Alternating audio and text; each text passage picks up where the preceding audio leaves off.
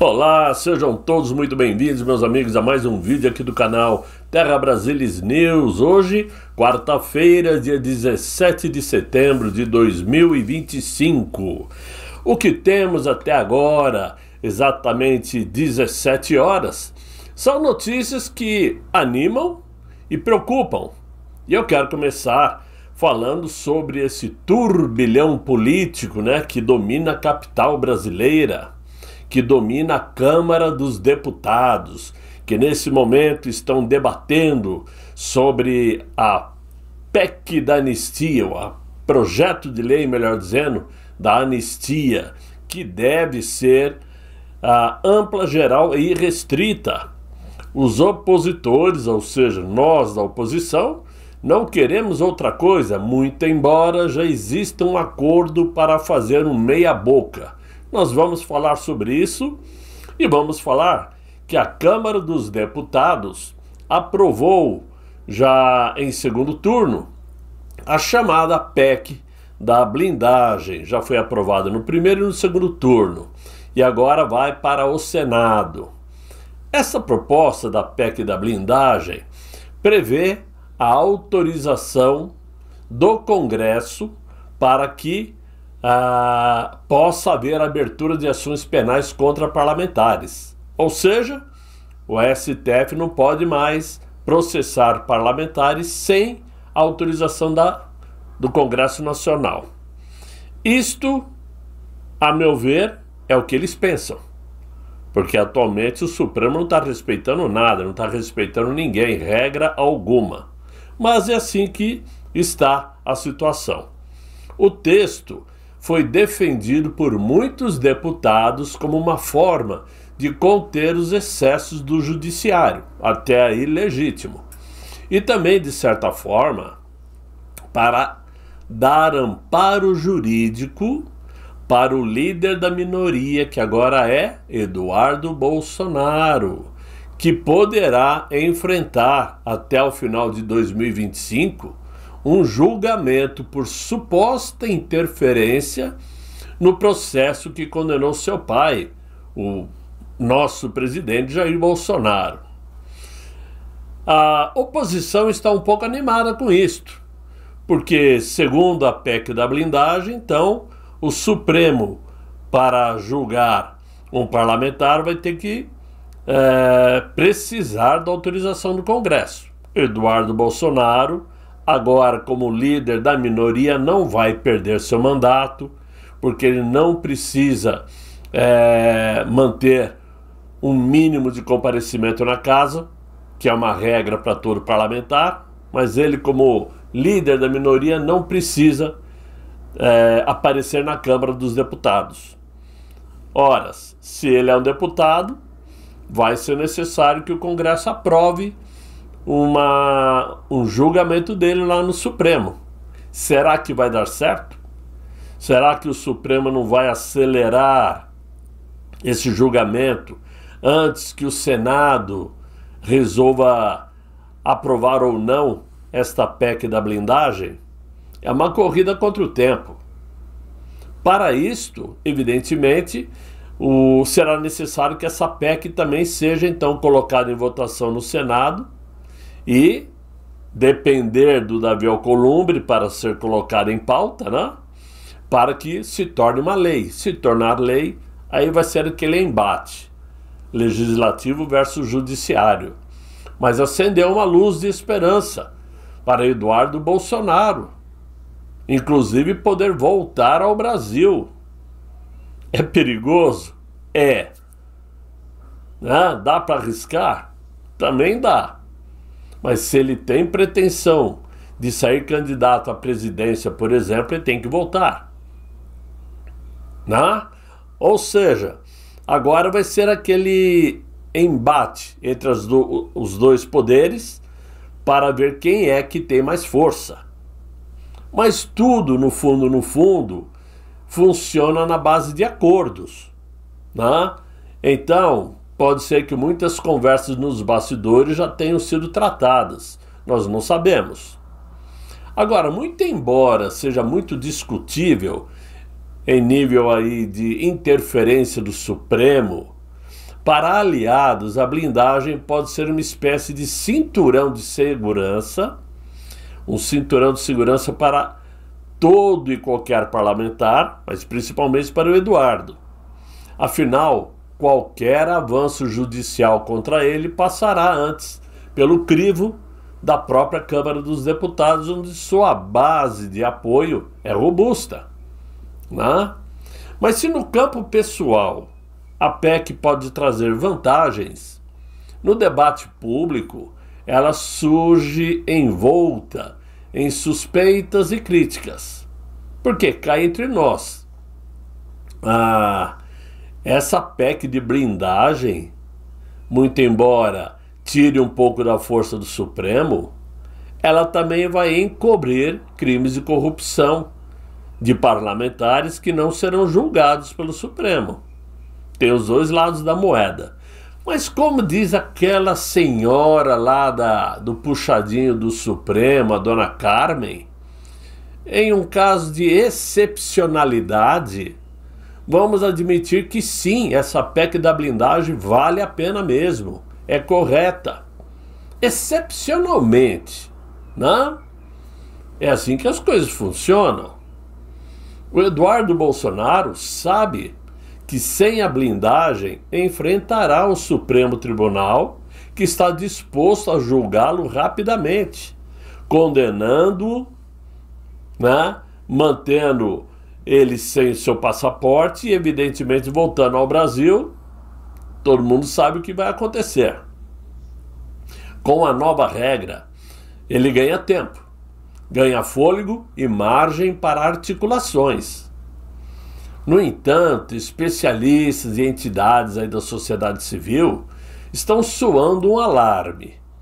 A medida não é apenas um freio de abusos do Supremo, mas um atalho para a impunidade, como eu falei agora há pouco, capaz de beneficiar qualquer parlamentar acusado aí de corrupção, fraude, desvios de recursos.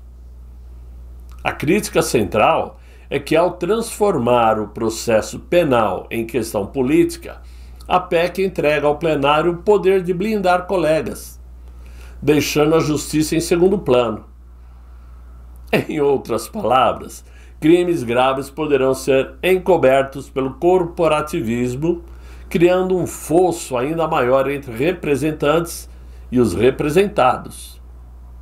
É claro que, legalmente, pode se levar em consideração, já que foi aprovado por aqueles que nos representam, por aqueles que nós elegemos para nos representar. Mas moralmente não cai bem. Moralmente é imoral. Ou seja, não cai bem, principalmente para nós que pedimos justiça, pedimos honestidade, que os parlamentares sejam íntegros. Mas vai fazer o quê? Quando o campo está minado, a luta está injusta, então vamos usar as armas que temos. Se é para salvar aquele que pode nos dar um alento futuro, que assim seja. Aí é aquele tal negócio, um corrupto a mais ou um corrupto a menos não vai mudar a história do Brasil agora. Nesse momento não vai. Então é assim que eu vejo a coisa.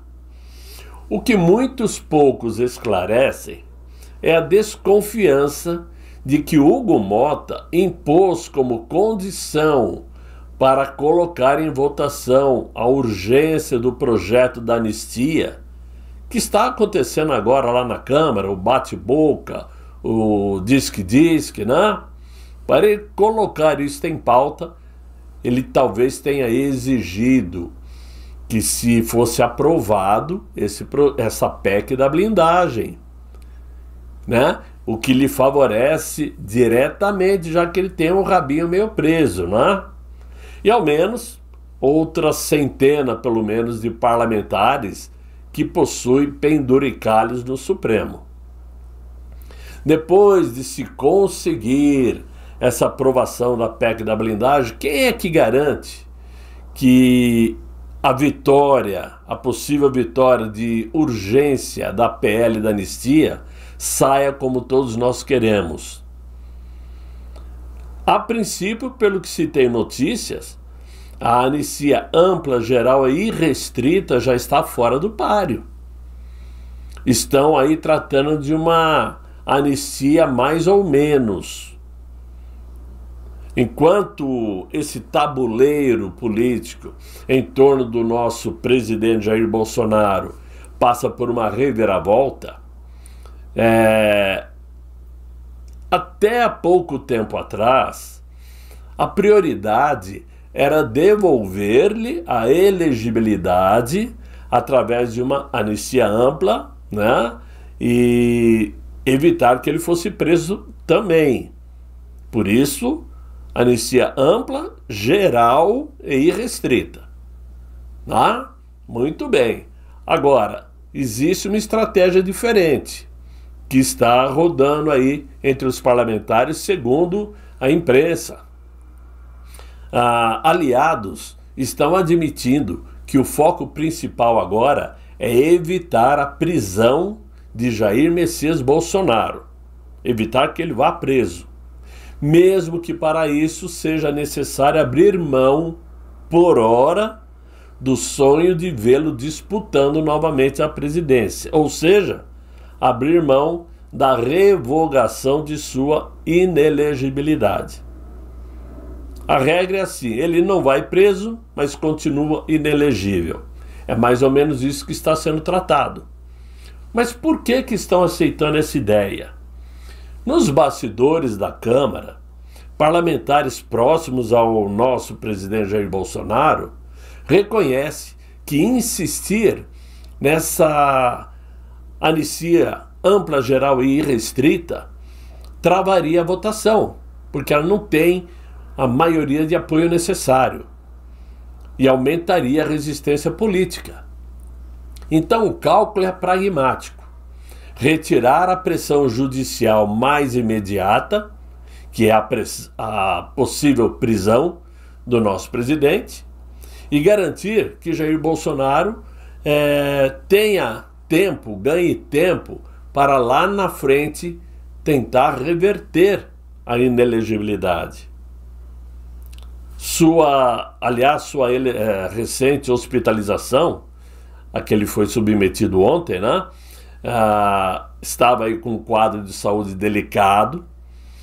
Isto somente reforçou esse sentimento de urgência de manter ele livre, fora de uma possível prisão. É o sentimento da sua base. Então, felizmente hoje ele deixou o hospital após passar a noite internado, e segundo seu médico Cláudio Birolini, os exames realizados no presidente identificaram 2 lesões compatíveis com câncer de pele no Jair Bolsonaro. Depois da retirada de 8 lesões de pele, constatou-se que em 2 aparentavam ali lesões positivas para carcinoma de células escamosas, que não é nem o mais simples dos cânceres e nem o mais agressivo. Normalmente dizem que câncer de pele tem fácil tratamento, mas cada pessoa é uma pessoa diferente. Ainda assim, é um câncer de pele. Isso quem disse foi o Cláudio Birolini. Mas, voltando ao assunto, a partir de agora, Jair Messias Bolsonaro já está projetando o futuro. Segundo a CNN, fontes próximas revelam que ele deu aval, Jair Bolsonaro deu aval a uma jogada considerada ousada: aceitar a anistia que o retire da possível prisão, mas sem a devolução imediata de seus direitos políticos, só que mirando uma nova composição do TSE lá na frente, em 2026. A expectativa dele é que os ministros Cássio Nunes Marques e André Mendonça, ambos indicados por ele, possam formar uma dupla decisiva para reverter sua inelegibilidade. Muito embora exista aí também um outro bate-boca, que a partir do momento que ele foi julgado e condenado pelo Supremo, ele automaticamente ficou inelegível pela ficha suja também. Então não sei como que isso realmente funciona nos bastidores. Tanto é que pela reunião com os embaixadores, ele já está inelegível. E segundo a condenação do Supremo, ele cumpriria a inelegibilidade depois de cumprir a pena. Então são duas inelegibilidades diferentes. Mas é assunto que nos bastidores são resolvidos de um jeito ou de outro. A estratégia descrita por aliados é como se fosse uma partida de xadrez, que busca, na verdade, ganhar tempo.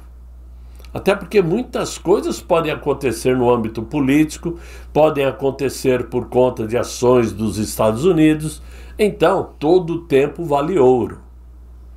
Jair Bolsonaro se manteria, nesse caso, líder dos conservadores, continuaria líder, né?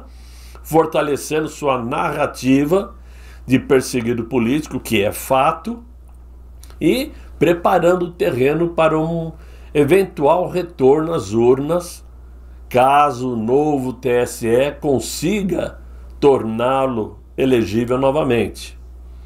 Enquanto isto, os nomes de Eduardo Bolsonaro voltou a ganhar força com essa possibilidade de ele poder voltar.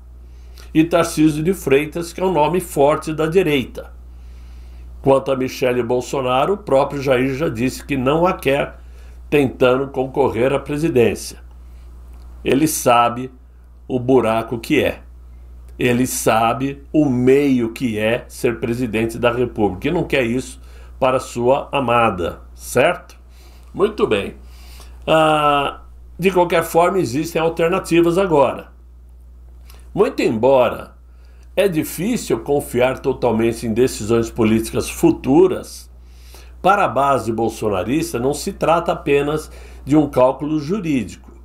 É também uma narrativa de resistência, de manter vivo o mito político, mesmo fora das urnas. No fim, a equação que move Jair Bolsonaro é simples. Melhor estar inelegível e livre hoje, apostando no futuro, do que arriscar o destino trágico de correr o risco de ir para trás das grades. Eu penso como ele. Concordo e assino embaixo. Agora, mudando um pouco de assunto, vamos lembrar que o Brasil está no olho do furacão. O vice-secretário de Estado dos Estados Unidos, o Landau, deixou o recado claro para aquele ministro sancionado. Com sua farsa política contra Jair Bolsonaro, você está dilacerando 2 séculos de relações históricas entre as duas maiores democracias do Ocidente. Agora, esse recado evoluiu para uma ameaça concreta, porque o próprio Marco Rubio, secretário de Estado americano, avisou que sanções duríssimas serão lançadas contra o Brasil já na próxima semana. Justamente na semana que começa a Assembleia Geral das Nações Unidas. Parece que segunda ou terça-feira. Eu acho que é terça-feira.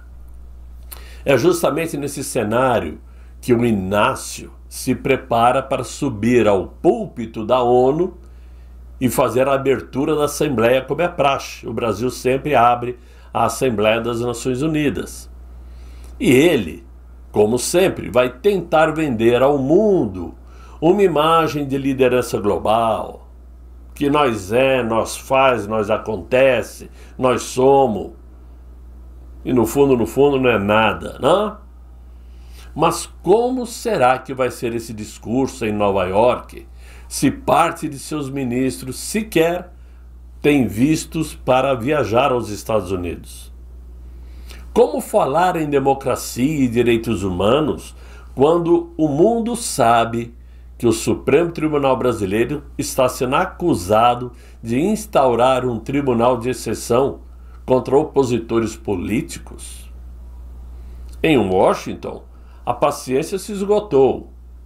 A retórica americana não mira apenas o xerifão do Supremo, mas atinge em cheio o governo do Inácio, que se torna cúmplice por omissão.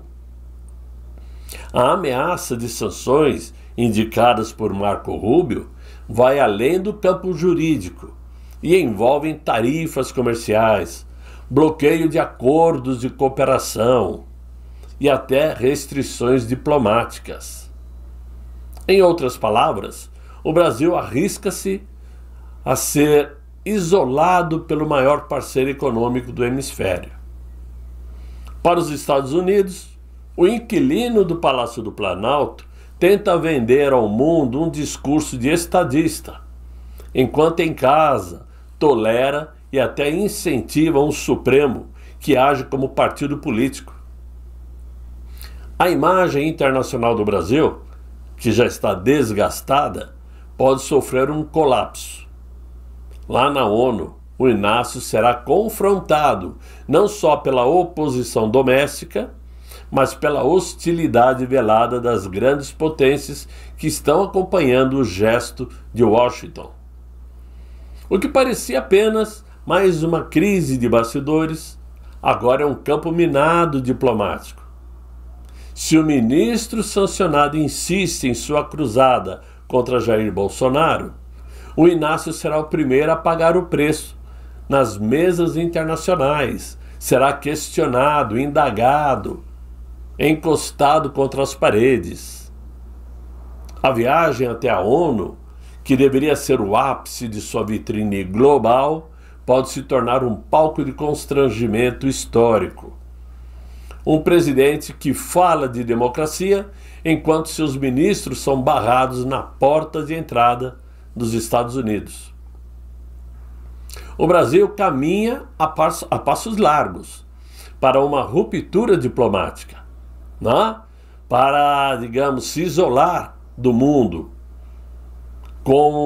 principalmente se isolar da nação que primeiro reconheceu a independência do Brasil, que foi os Estados Unidos. A pergunta que fica é a seguinte e é brutal. Será que o Inácio vai conseguir mentir ao mundo inteiro e conseguir segurar as pontas de uma crise que já chegou no seu limite? Nós vamos descobrir já, na semana que vem. Agora, voltando para o nosso galinheiro, um novo terremoto político e policial sacudiu o país no dia de hoje. Aliás, no dia de ontem ainda. Porque a Polícia Federal deflagrou a Operação Rejeito e prendeu ninguém menos que Rodrigo de Mello Teixeira. Esse Rodrigo, é um ex-diretor da própria corporação, ex-diretor da Polícia Federal, que está sendo agora acusado de corrupção, lavagem de dinheiro e participação em um esquema bilionário de exploração ilegal de minérios que devasta áreas de preservação. Um escândalo com a marca registrada do lulopetismo, onde a corrupção não é uma exceção, é regra do governo. Para quem não se lembra, Teixeira, o ex-diretor, não é uma figura qualquer. Ele foi o superintendente da Polícia Federal lá em Minas Gerais em 2018, quando o nosso presidente Jair Bolsonaro sofreu aquele ataque de Adélio Bispo. Naquela época, o diretor da PF retirou as investigações do comando local e colocou tudo sob seu núcleo de poder. O resultado todo mundo sabe qual foi. Até hoje, ninguém sabe quem financiou, quem mandou, quem bancou aquele atentado que poderia já ter eliminado o nosso presidente Jair Messias Bolsonaro. O mesmo delegado, em vez de ser cobrado por respostas, foi promovido no governo do Inácio para a cúpula da corporação, tornando-se o número 3 na hierarquia da Polícia Federal. Seria uma coincidência? Um mérito? Ou um prêmio político ideológico por ter blindado o maior atentado da história recente do Brasil? Mas agora, segundo a investigação, Teixeira usava sua influência para liberar licenças ambientais e favorecer empresas de mineração em troca de propina. Para disfarçar, teria escondido sua participação em uma dessas empresas, no nome da própria esposa. A engrenagem criminosa já teria movimentado 1 bilhão e 500 milhões de reais e mirava lucros superiores a 18 bilhões. Enquanto isso, o governo do Inácio discursa nos palanques nacionais e internacionais como defensor do clima e guardião da Amazônia, enquanto dentro do seu próprio governo, seus homens de confiança saqueiam o patrimônio ambiental do Brasil. Rodrigo Teixeira é apenas a ponta de um iceberg. Sua queda mostra que por trás da cortina de discursos progressistas, o que impera é o velho método petista: usar cargos de confiança para enriquecer aliados, proteger amigos e destruir adversários. No fim, a Operação Rejeito escancara a verdade que muitos fingem não ver. O Brasil continua, sim, refém de um sistema onde a corrupção é um método de governo e a impunidade é a regra de sobrevivência. E esse é o Brasil que está sendo administrado pelo inquilino do Palácio do Planalto. Mas tudo de errado que acontece no Brasil, tudo quanto é crime que acontece no Brasil, é somente culpa de Jair Messias Bolsonaro. Somente ele é investigado, perseguido, né? E está doente, tenho certeza, está doente por culpa desse regime político do Brasil, por conta do sistema. Quem olha Jair Bolsonaro de 2018 e olha agora, a impressão que tem não é que ele envelheceu 7 anos, não. A impressão que se tem é que ele envelheceu 20, 30 anos. De tanta perseguição, de tanta maldade, crueldade, né? Falta de humanidade absurdo, né? Ontem a tal da Sâmia Bonfim, aquela que perdeu o irmãozinho lá no Rio de Janeiro, que já está estercando um coquinho há muito tempo e também não tinha culpa, mas é irmão dela, né? Então só por ser irmão dela tem culpa. Ela disse que a Michelle vai poder respirar porque ela vai se ver livre daquele asqueroso. Veja se isso é a palavra de uma parlamentar. E nada aconteceu. Isso era caso de perder o mandato. Mas, claro, o Hugo Marmota, fez que não ouviu. Felizmente, a nossa Bia Kicis, né? Deu um esculhambo nela. Deu um esculhambo à altura. Mas ela merecia mais. Porque o governo do amor nada mais é do que o ódio personificado em todos que participam desse esquema que quer sim destruir a nação brasileira. Infelizmente. Então, é claro que nós temos aqui que continuar defendendo e lutando. Primeiro agora pela saúde do nosso presidente, para que ele consiga se restabelecer. Segundo, para que ele escape do risco de ser preso. E, obviamente, a anistia para tirar das prisões todos aqueles injustiçados que estão sofrendo o pão que o diabo amassou sem nada terem feito. É por isso que lutamos, é por isso que insistimos e por isso que fazemos vídeos, para tentar trazer a todos as informações e as opiniões de cada um. Eu passo as minhas opiniões diretamente no vídeo e vocês colocam as opiniões de vocês nos comentários. E eu agradeço a participação de todos, evidentemente. Então, espero que vocês tenham gostado desse vídeo. Se gostaram, deixem aí os likes, se inscrevam no canal, né? Passe o link do vídeo para frente, convidem seus amigos para nos acompanhar e ajudem o Terra Brasilis News a continuar vivo e forte, ok? Espero encontrar a todos amanhã, se Deus quiser, Ele há de querer. Fiquem bem, fiquem com Deus. Tchau, tchau.